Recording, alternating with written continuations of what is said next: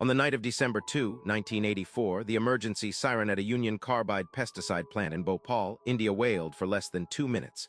Then someone silenced it. 40 tons of methyl isocyanic gas, a chemical that can blister lungs and burn out eyes on contact, was pouring into the air over a city of 900,000 people, and the one system built to warn them had just gone quiet. By sunrise, the streets outside the factory gates were littered with bodies.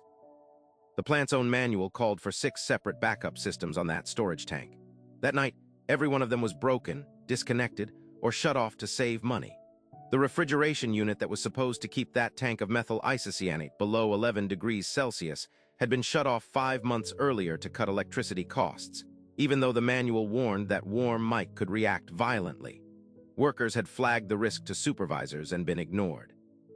When water entered the tank that night through a corroded pipe nobody had replaced, the chemical began heating uncontrollably, and pressure inside climbed past anything the safety valves could hold.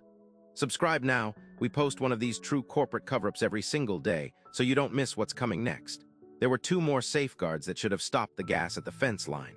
A vent gas scrubber was supposed to neutralize any leak with caustic soda. It had been offline for weeks. A flare tower was supposed to burn off escaping gas before it reached the surrounding neighborhoods. The connecting pipe had been removed for maintenance and never reinstalled.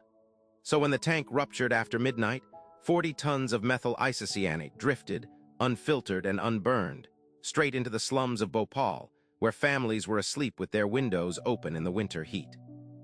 Union Carbide's CEO, Warren Anderson, flew to Bhopal 4 days later, was arrested on manslaughter charges, then released on bail within hours and flown out of India on a company plane, never extradited again, though India charged him as a fugitive for the rest of his life. He died in a Florida nursing home in 2014, having never stood trial. Comment below if you think a CEO should get to walk away from something like this. I read every one, and it shapes the next story I tell. The official death toll was set at just over 3,000, but government and independent estimates put the real number between 15 and 25,000, with over 500,000 people exposed, and hundreds of thousands still living with blindness, lung damage, and birth defects passed to their children. Dow Chemical bought Union Carbide in 2001, inherited the contaminated site, and has spent 2 decades in court arguing it owes nothing toward cleaning up soil and groundwater, still poisoning that same neighborhood today.